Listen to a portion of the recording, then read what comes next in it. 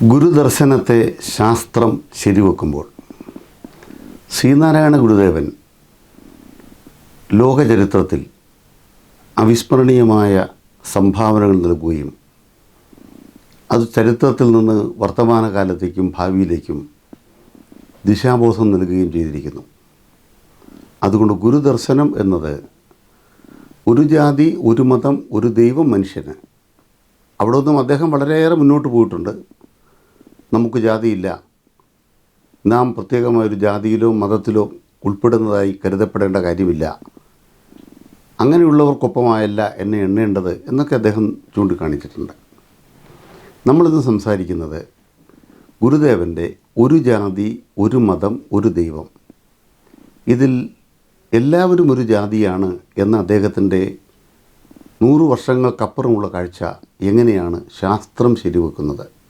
അത് വളരെ പ്രധാനപ്പെട്ടൊരു ചോദ്യമാണ്. 100 കൊല്ലം മുമ്പത്തെ നമ്മുടെ ജൈവശാസ്ത്രത്തിൻ്റെ DNA സംബന്ധിച്ചുള്ള പഠനങ്ങളുടെ ഒക്കെ തന്നെ നിലവാരം എത്രയായിരുന്നു എന്ന് നമുക്കറിയാം. ആ വഴികളിലേക്കൊന്നും ശാസ്ത്രം സഞ്ചരിച്ചിരുന്നില്ല. വൈറസുകളെക്കുറിച്ച്, ബാക്ടീരിയകളെക്കുറിച്ച്, ഇത്തരം കാര്യങ്ങളെക്കുറിച്ചുള്ള പഠനങ്ങളും അതിൻ്റെ ഭാഗമായ രോഗപഠനങ്ങളും പ്രതിരോധങ്ങളുമൊക്കെ പിന്നീട് വളരെ എത്രയോ കഴിഞ്ഞാണ് നമ്മുടെ സമൂഹത്തിൽ ശക്തമായത്. അപ്പോൾ ഗുരുദേവ ദർശനത്തെക്കുറിച്ച് നമ്മൾ ചിന്തിക്കുമ്പോൾ ഒരു ജാതി, അദ്ദേഹത്തിൻ്റെ പ്രസിദ്ധമായ ജാതി നിർണയം എന്ന കൃതിയിലാണ് എന്താണ് ജാതിയെ നിർണ്ണയിക്കാൻ ആശ്രയപ്പെടുത്തേണ്ടത് എന്നുള്ളത് അദ്ദേഹം ചൂണ്ടിക്കാണിച്ചു. പരസ്പരം പുണർന്നു പെറുമ്പോൾ അങ്ങനെ ഒരു ഉൽപ്പാദനം, സന്താനോൽപാദനം നടക്കുന്ന പ്രക്രിയയിൽ ഏർപ്പെടുന്നവർ മാത്രമാണ് ഒരു ജാതിയായി തീരുന്നത്. അതുകൊണ്ട് മനുഷ്യർ അവർ പരസ്പരം പുണർന്ന് അടുത്ത തലമുറ സൃഷ്ടിക്കപ്പെടുമ്പോൾ അവിടെ ഒരു ജാതി പിറക്കുന്നു. അത് മനുഷ്യജാതി. മറ്റ് മൃഗജാലങ്ങളാവട്ടെ, മറ്റ് പക്ഷിജാലങ്ങളാവട്ടെ, അവയൊക്കെ തന്നെ അവകൾ തമ്മിലുള്ള ബന്ധത്തിൽ രൂപപ്പെടുന്ന പുതിയ തലമുറകളുടെ വളർച്ചയും അത് പ്രത്യേക ജാതിയുമാണ്. ഇതാണ് ജാതി നിർണയമെന്ന് ഗുരുദേവൻ്റെ കൃതി അർത്ഥമാക്കിയത്. ഇന്ന് നമ്മൾ ആലോചിക്കുമ്പോൾ പ്രവാചക സദൃശ്യമായി അദ്ദേഹം അന്നു പറഞ്ഞ കാര്യങ്ങൾ ശാസ്ത്രം എങ്ങനെ ശരിവെച്ചു എന്നുള്ളതാണ് നാം മനസ്സിലാക്കേണ്ടത്. സാൻഡേ പേബോ എന്ന പണ്ഡിതനാണ് 2012 നോബൽ സമ്മാനം ലഭിച്ചത്. അദ്ദേഹത്തിൻ്റെ പഠനങ്ങൾ കണ്ടെത്തിയത് എന്താണ്?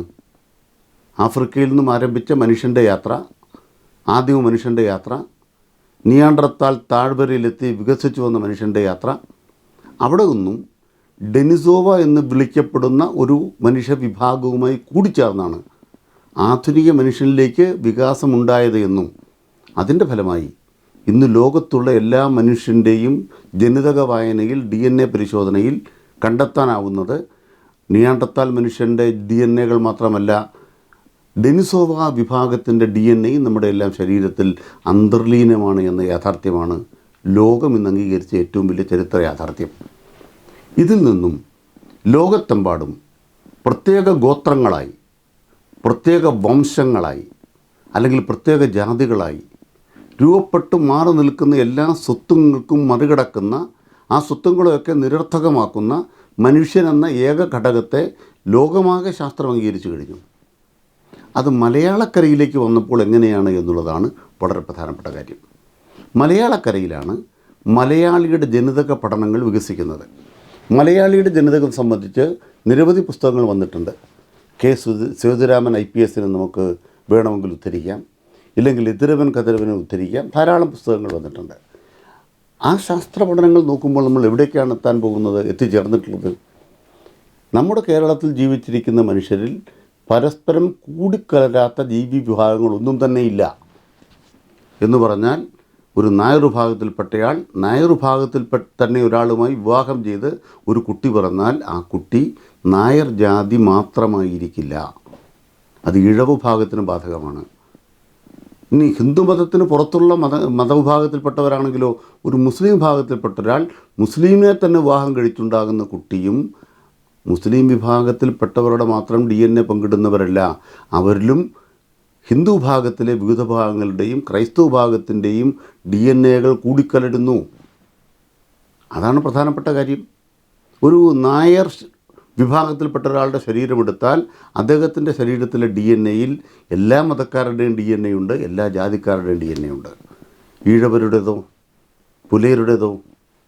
പുലയരുടെ ശരീരത്തിലെ DNA പരിശോധിച്ചാൽ അതിൽ നമ്പൂതിരിമാരുടെ അല്ലെങ്കിൽ ബ്രാഹ്മണരുടെ DNA കൂടിക്കലർന്നതാണ്. അത് വരേണ്യ വർഗമെന്ന് വിളിക്കപ്പെടുന്ന മറ്റ് വിഭാഗങ്ങളുടെ DNA-കൾ കൂടിക്കലർന്നതാണ് എന്ന് പറയുമ്പോൾ എന്താണ് അതിനർത്ഥമാക്കുന്നത്? ദുരവസ്ഥയിൽ നമ്മൾ കാണുന്നുണ്ട്, ചാത്തനുമായി സാവിത്രി പ്രണയാതുരമായ നിമിഷങ്ങളിലേക്ക് പോകുന്നതിന് മുമ്പ് വളരെ അകലമായി തീരുന്ന ഒരു ജീവിതാവസ്ഥയുടെ ദുരവസ്ഥയിലാണ് അവർ ഒരുമിക്കുന്നത്. ഒരുപക്ഷെ നടന്നിട്ടില്ലായിരിക്കാം ആ ദുരവസ്ഥ ഉണ്ടായിട്ടില്ലായിരിക്കാം. ഒരു പുലവിഭാഗത്തിൽപ്പെട്ട ചാത്തൻ ഒരു സാവിത്രി അന്തർജനത്തെ കല്യാണം കഴിച്ചിട്ടില്ലായിരിക്കാം എന്ന ഒരാഖ്യാനത്തിലാണ് ദുരവസ്ഥ നിർമ്മിക്കപ്പെട്ടത്. പക്ഷേ എന്താണ് യാഥാർത്ഥ്യം? ദുരവസ്ഥയിൽ പറയുന്നത് പോലെ ഇവിടുത്തെ നമ്പൂതിരി വിഭാഗമാകട്ടെ, നായർ വിഭാഗമാകട്ടെ, പുലി വിഭാഗമാകട്ടെ, ഏതു ജാതിയിൽപ്പെട്ട വിഭാഗമായിക്കോട്ടെ, കൂടിക്കലരാത്ത DNA ഇല്ല. ഇതാണ് മലയാളിയുടെ ജനിതകം. എവിടെയാണ് ഇവിടെ ജാതി വ്യവസ്ഥ? ഇവിടെ ജാതി സംഘടനകൾ ഞങ്ങളുടെ ജാതിയിൽപ്പെട്ടവർ പരസ്പരം കല്യാണം കഴിക്കുമ്പോൾ അത് പുരോഗമനപരവും ഞങ്ങളുടെ ജാതിയെ നിലനിർത്തുന്നതും, അല്ലാത്തൊരു വിവാഹം വരുമ്പോൾ വല്ലാത്ത അപകടവുമാണ് എന്ന ആഖ്യാനങ്ങൾ ഉണ്ടാക്കുമ്പോൾ, മതവിഭാഗങ്ങൾ ലവ് ജിഹാദുമായി ബന്ധപ്പെട്ട് കലഹങ്ങൾ ഉണ്ടാക്കുമ്പോൾ, ഇങ്ങനെ കലഹം ഉണ്ടാക്കുന്നതിൽ എന്തർത്ഥമെന്ന് 100 കൊല്ലം മുമ്പ് ഗുരുദേവൻ ചോദിച്ചത്, ജാതി നിർണയത്തിൽ ഗുരുദേവൻ ചോദിച്ചത്, ഇന്ന് ശാസ്ത്രം നമ്മുടെ മുമ്പിൽ കണ്ട യാഥാർത്ഥ്യം നമുക്ക് അവതരിപ്പിക്കുകയാണ്. നിങ്ങളീ പറയുന്ന ജാതി വിഭാഗങ്ങളിൽ അർത്ഥമില്ല. കാരണം എന്താണ്? ഏത് ജാതിയിൽപ്പെട്ട ഒരാളെ കല്യാണം കഴിച്ചാലും ആ ആളുടെ ശരീരത്തിനകത്ത് മറ്റെല്ലാ ജാതിക്കാരുടെ DNA ഉണ്ടെങ്കിൽ പിന്നെ എങ്ങനെയാണ്? എന്താണ് കുഴപ്പം? അവിടെയാണ് 1888 ഗുരുദേവൻ എഴുതിയിട്ട ജാതിഭേദം മതദ്വേഷം ഏതുമില്ലാതെ സർവരും, അത് നമുക്കെല്ലാം അറിയാവുന്ന കാര്യമാണ്. സോദരത്വേന വാഴുന്ന, എവിടെ നിന്നാണ് ഈ സോദരത്വേന എന്ന വാക്ക് കിട്ടുന്നത്? My brothers and sisters of America.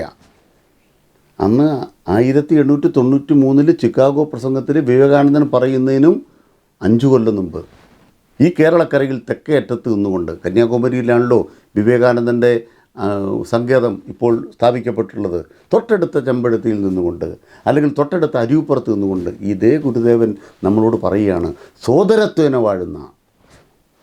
പിന്നീട് ഇന്ത്യൻ ഭരണഘടന രൂപപ്പെട്ടു. അതിലൊരു ആശയമെന്ന് പറയുന്നത് നമ്മുടെ ആളുകളെക്കുറിച്ചെല്ലാമുള്ള പരസ്പരം പങ്കെടുപ്പെടുന്നത് എല്ലാ ഭാരതീയരും എൻ്റെ സഹോദരീ സഹോദരന്മാരാണ്.